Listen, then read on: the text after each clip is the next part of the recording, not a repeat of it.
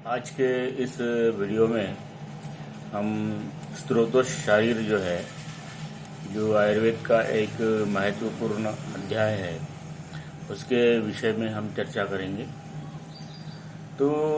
स्त्रोतस क्या है, स्त्रोतस किस प्रकार से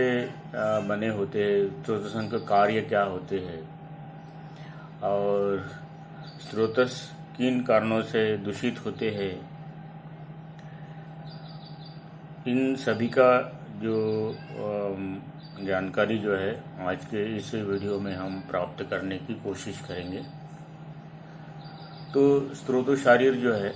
हमारे आयुर्वेदीय शरीर रचना का एक महत्वपूर्ण भाग है, महत्वपूर्ण अंग है। जैसे हम देखते हैं मॉडर्न साइंस में, मॉडर्न एनाटॉमी में, कि जो सिस्टम जो होती है वो सभी सिस्टम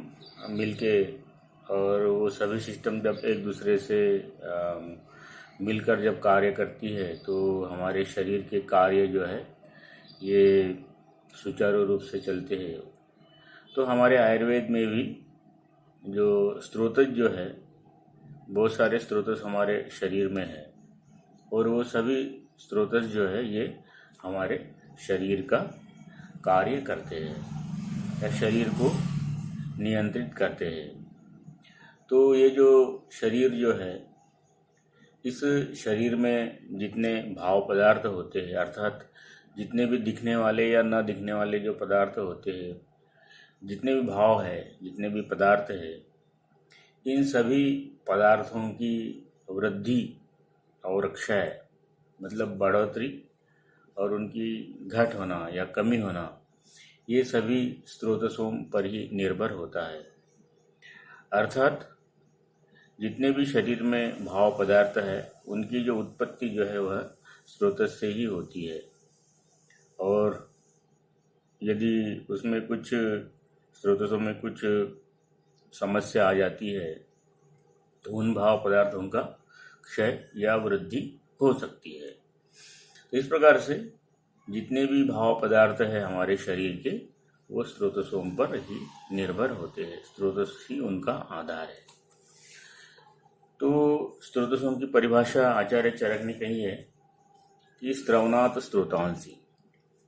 अर्थात जिन रचनाओं में या जिन रचनाओं से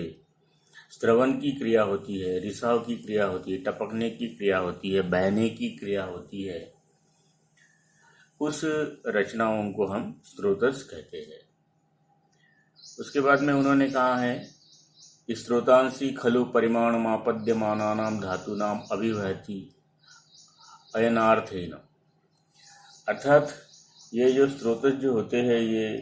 परिणाम प्राप्त धातुओं को, मतलब जो धातुएं निर्माण होती है या जो भाव निर्माण होते हैं, उन निर्मित भावों को एक स्थान से दूसरे स्थान पर ले जाने वाले होते हैं। और ये जब ले जाते हैं, ये पोषक पदार्थ जो स्त्रोतसों में निर्माण होते हैं उनको वहन करते हैं, उनका वहन करते हैं। तो जिन स्थान पर वो जाते हैं उन स्थान पर वह फिर वहाँ पर जो भाव पदार्थ होता है उसकी वृद्धि करते हैं या उसका क्षय भी कर सकते हैं। तो इस प्रकार से ये जो स्त्रोतस जो है, ये स्त्रोतस वहन करने वाले होते हैं, परिणाम प्राप्त धातुओं को, परिणाम प्राप्त भावों को एक स्थान से दूसरे स्थान की ओर ले जाते हैं। और ये वहन करने वाले सूक्ष्म, अति सूक्ष्म जो मार्ग जो होते हैं या जो चैनल जो होते हैं, जो वाहिकाएं जो होती है, वो स्त्रोतस के अंतर्गत ही आती है। उसके बाद में आचार्यों ने कहा है, चरक ने कहा है कि जितने भी हमारे शरीर में भाव पदार्थ है उतने स्त्रोतस होते हैं और उन स्त्रोतसों की वृद्धि और क्षय ये स्त्रोतसों के बिना नहीं हो सकती। इसलिए जितने भी भाव पदार्थ है उन सभी भाव पदार्थों की या उन सभी भाव पदार्थों का जो आधार जो है वह स्त्रोतस है। सर्वे ही भावाः पुरुषेणार्तेन स्त्रोतांसि अभिनिर्वर्तन्ते क्षयावा अप्याभिगच्छन्ति, अर्थात जितने भी दृश्य मतलब दिखने वाले भाव जो है उतने ही स्रोतस होते हैं। और ये सभी जो स्रोतस जो है, इन स्रोतसों से ही या स्रोतसों से ही हमारा शरीर बना हुआ है। और इन भावों का क्षय जो है ये स्रोतसों पर ही निर्भर होता है, वृद्धि स्रोतसों पर ही निर्भर होती है, वहन का कार्य जो है वो स्रोतसों पर ही निर्भर होता है। इस प्रकार से जो है जो स्रोतस जो होते हैं एक हमारे शरीर की महत्वपूर्ण रचना होती है। आचार्य सुश्रुत ने कहा है कि ये सभी जो स्रोतस जो होते हैं ये मूलात् खादांतरम देहे प्रसुतम तभिवाहि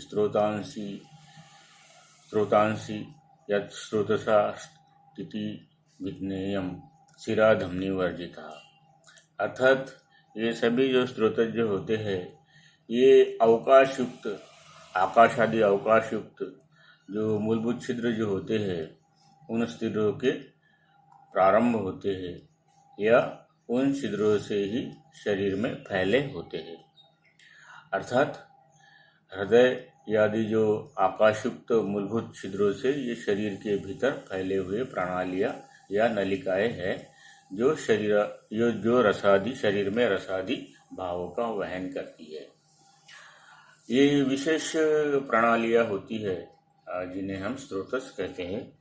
और ये जो स्रोतस जो होते हैं ये शिरा धमनी से अलग होते हैं, भिन्न होते हैं। इस प्रकार से ये सभी जो स्रोतस जो है ये आकाश महाभूत की प्रधानता वाले होते हैं या भीतर से अवकाश युक्त या रिक्त होते हैं, या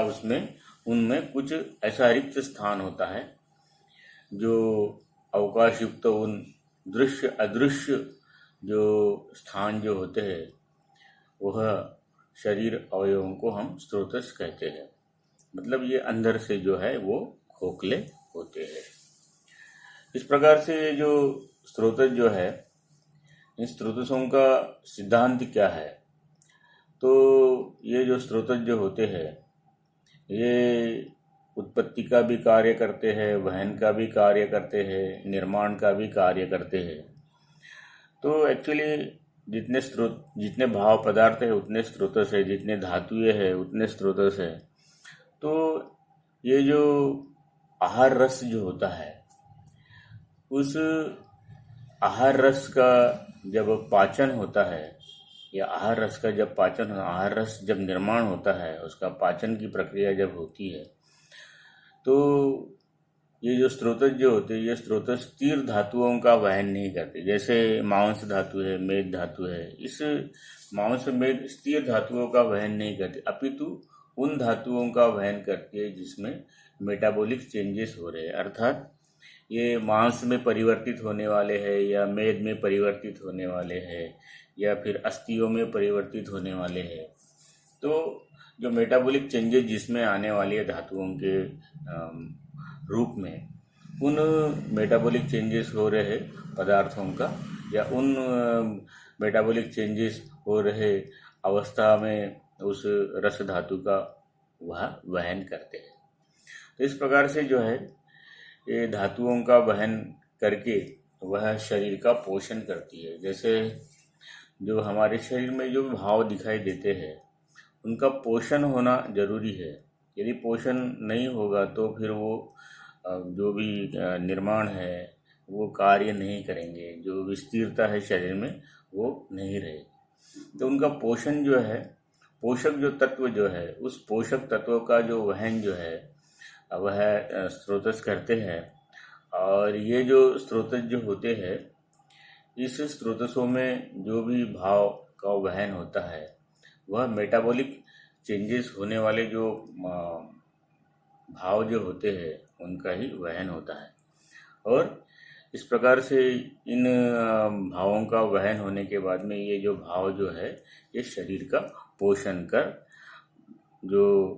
धातु और जो भी भाव पदार्थ जो है उनका निर्माण करती है। यदि ये जो भाव का वहन करने वाले ये जो चैनल जो है, ये जो नलिकाएं जो है, ये जिसे हम स्रोत कहते हैं या स्रोतस कहते हैं, ये यदि अवरुद्ध हो जाते हैं तो दृष्टि होती है, या फिर ये जो चैनल जो है इसका यदि वेद हो जाता है या अवरुद्ध हो जाते हैं, तो इन दोनों अवस्थाएं जो है ये स्रोतसों में रोग निर्मिति का कारण होती है। या ये जो भाव पदार्थ जो है जब अवरुद्ध करते हैं या अवरुद्ध हो जाते हैं, या ये जो स्रोतस जो है ये अवरुद्ध हो जाते हैं भाव पदार्थों के द्वारा या अन्य कारणों से, तो इन्हीं स्रोतसों में जो है रोग का निर्माण होता है। तो इस प्रकार से जो है ये जो स्रोतस जो है ये श्रवण का भी कार्य करती है, निर्माण का भी कार्य करती है, वाहन का भी कार्य करती है, क्षय भी इसी स्रोतसों के कारण होता है, वृद्धि भी इसी स्रोतसों के कारण होती है, दृष्टि भी जो है इसी स्रोतसों में होती है, और इनका वेद भी जो है इसमें हो सकता है, और ये जो है ये इससे जो है रोग का निर्माण भी हो सकता है। तो रोग भी जो है इन स्रोतसों में ही निर्माण होते हैं। इस प्रकार से सभी जो श्रवण, निर्माण, वहन, क्षय, वृद्धि, दृष्टि और वेद और रोगोत्पत्ति का कारण ये स्रोतस होने के कारण प्रत्येक चिकित्सक को ये जो स्रोतस शारीर जो है इसके विषय में जानकारी होना आवश्यक है। और जितने भाव पदार्थ है उतने स्रोतस है, अर्थात ये जो भाव पदार्थों का निर्माण आदि जो भाव जो है इन स्रोतसों पर ही निर्भर होने के कारण ये स्रोतस ये जो है इससे ही हमारा शरीर का निर्माण हुआ है। स्रोतोमयम ही पुरुषा, ऐसा कहा गया है, स्रोतोमय ही पुरुषा, स्रोतोमयम ही पुरुषा, अर्थात ये स्रोतसों का समुदाय ही हमारा शरीर है। तो इतना जो महत्व जो है इस स्रोतसों के विषय में बतलाया गया है। तो ये जो स्रोतस जो होते हैं ये तो निर्माण का कार्य करते हैं और वहन का कार्य करते हैं, और इन स्रोतसों में ही दृष्टि भी होती है, और ये जो दृष्टि जो होती है तो उसके कारण जो है रोग का निर्माण भी होता है। तो ये जो स्रोतस है ये स्रोतसों की दृष्टि किन कारणों से होती है इसके विषय में कहा गया है। आहारस्य व्यारस्य या स्याद दोष गुण ही समाह, अर्थात जो आहार विहार जो हम करते हैं ये दोषों के गुणों के समान या दोष को बढ़ाने वाला यदि है, दोषों को यदि बढ़ाने वाला है, तथा धातु भी विगुणश चापी, जो धातुएं जो होती है उस धातुओं को विरोध करने वाला यदि है आहार विहार, तो इस सभी आहार विहारों से जो स्रोतस जो है वह दूषित होते हैं। अर्थात जो दोष जो है इन दोषों के समान गुणों वाला आहार विहार यदि है, तो साथ ही जो धातुएं जो है इस धातुओं को विरोध करने वाला यदि आहार विहार है, इसके विपरीत यदि आहार विहार है, तो इन कारणों से जो है हमारे शरीर के जो स्रोतस जो है वह दूषित होते हैं, और दूषित होने के बाद में जो है वह रोग का कारण बनते हैं। तो उसके बाद में आचार्यों ने कहा है कि स्रोतो दृष्टि होने के बाद में क्या क्या लक्षण हमें दिखाई देते हैं। तो बतलाया गया है कि अति प्रवृत्ति, अर्थात धातुओं का या भावों का अधिक निकलना, अति प्रवृत्ति संगो व शिराणाम ग्रंथियो अपीच, अर्थात अति प्रवृत्ति होती है मतलब अति निर्माण होता है भावों का, या भाव जो है हमारे शरीर में जो भाव दिखाई दे रहे हैं वो अधिक मात्रा में निर्माण होते हैं या उनका संचय होता है। उसके बाद में कहा है संग, संग का मतलब होता है अवरोध, रुकावट। तो ये जो है रुकावट जो है वो भी होती है, या फिर सिराओं में ग्रंथि होना, मतलब ग्रंथि यदि होती है कुछ गांठ सी यदि सिराओं में बन जाती है या वाहन मार्ग में यदि बन जाती है, तो जिससे जो है जो भाव पदार्थ जो है वो अवरुद्ध हो जाएंगे। तो इस प्रकार से जो है जो संघ के कारण या शिरा ग्रंथि के कारण जो है वह अवरोध होता है। उसके बाद में विमार्ग गमनम, विमार्ग गमनम चापी स्रोतांशी दुष्टि लक्षणम, अर्थात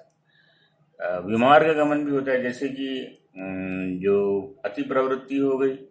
और उसके बाद में जो है उसका मार्गावरोध भी हो गया, मार्ग अवरोध हो गया, तो जिस स्थान में वो भाव पदार्थ जाना चाहिए उस स्थान में वह नहीं जाएगा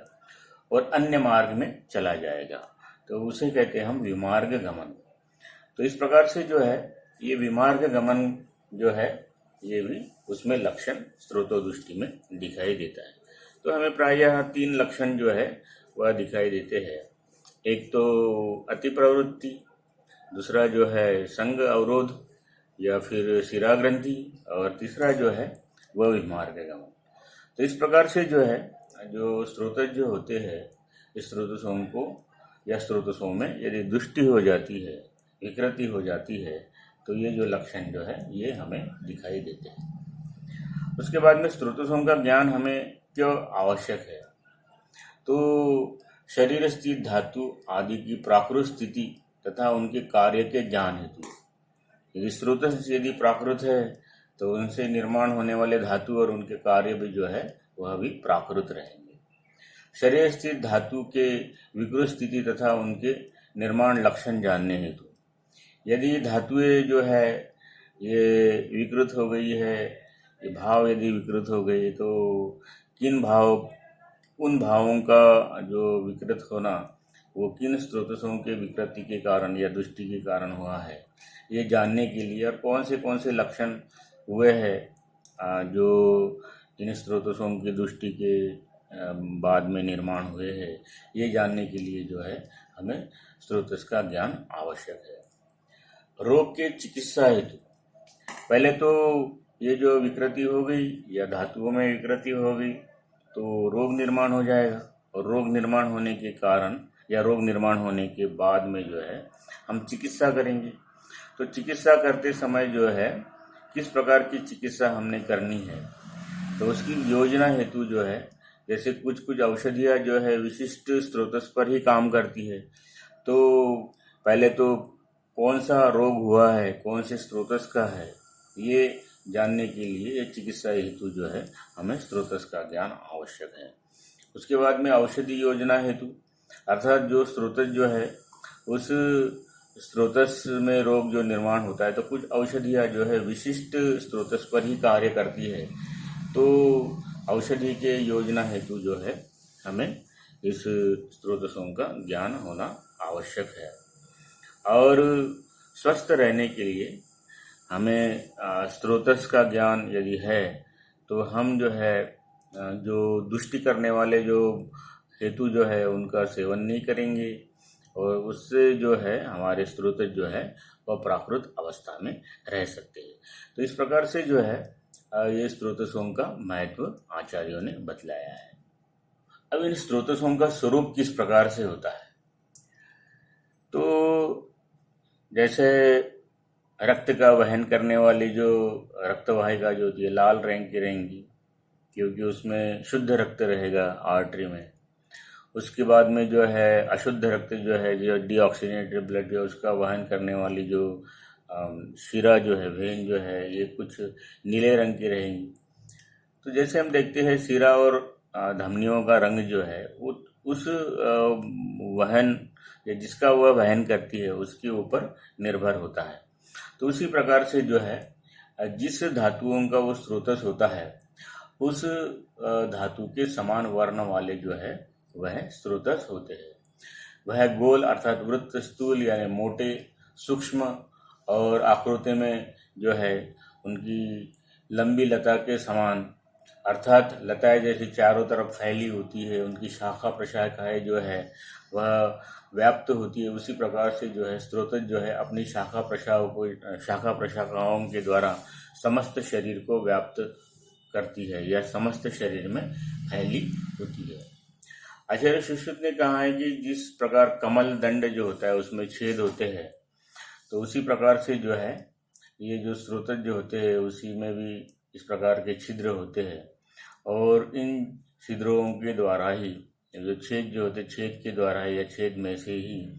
ये जो रसादी द्रव का जो है रसादी धातुओं का जो है वहन होता है। स्रोतस में जो है एक आकाश महाभूत विशेष रूप से होता है और आकाश अर्थात रिक्त स्थान होने के कारण वह जो है वह वहन करती है। तो एक तो निर्माण का कार्य, भावों का निर्माण का कार्य, और दूसरा जो है वहन का कार्य जो है ये जो है स्रोतस्सों से होता है।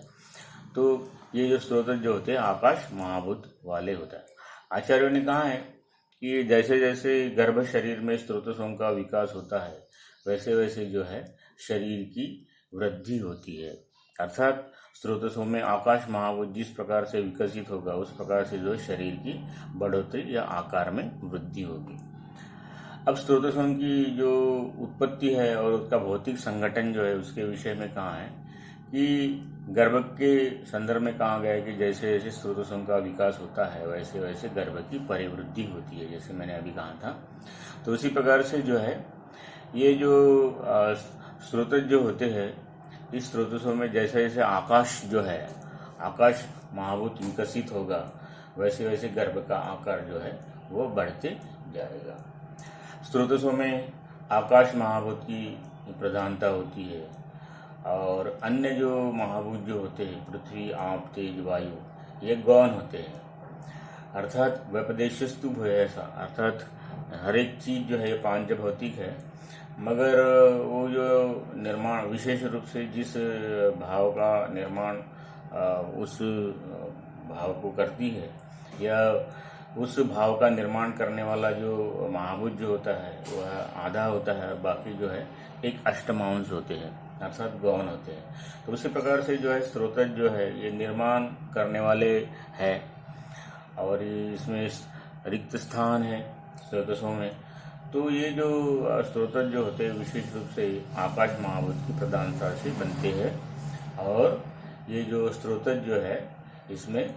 बाकी के जो महाभूत जो होते हैं पृथ्वी, आप, तेज, वायु ये जो होते हैं ये गौण होते हैं या कम मात्रा में होते हैं। अब स्रोतसों को कौन से अन्य जो है शब्दों का उपयोग होता है या उसके पर्यायी शब्द क्या है स्रोतस के, तो स्रोतांशी सिरा कहते हैं स्रोतस को भी कभी कभी। उसके बाद में एक्चुअली ये जो है ये आचार्य सुश्रुत ने कहा है कि सिरा धमनी वर्जिता, मगर आचार्य चरक ने जो है सिराओं को भी स्रोतस के अंतर्गत लिया है। उसके बाद में धमन्या, रसायन्या, रसवाहिन्या, नाड्या, पंथना, उसके पथ जो है पथ का मतलब मार्ग, तो पंथान मतलब पथ मतलब मार्ग, मतलब जिस मार्ग से जो है भावों का वहन होता है। मार्गः शरीर छिद्राणि, या शरीर के जो छिद्र जो है ये भी जो है स्रोतस नाम से पहचाने जाते हैं। संवृत्तानि स्थानानि, आशय को भी स्रोतस कहा जाता है क्योंकि उसमें भी कुछ भावों का निर्माण होता है या कुछ देर तक जो है वहाँ पे ठहरे रहते हैं। निकेता, ये सभी जो है ये शारीरिक धातु जो है ये सभी जो भाव जो है लक्षण जो है इसमें दिखाई देते हैं। तो ये सभी जो इसके पर्यायी नाम है या पर्यायी शब्द कहे गए हैं। तो सिरा, धमनी, रसायन्या, रसवाहिन्या, नाड्या, पंथान, मार्ग, छिद्र, संवृत्तानि, ये संवृत्त, ये जो स्थान, आशय, निकेता, तो ये सभी जो है ये स्रोतस के जो है पर्यायी शब्द बतलाए गए हैं।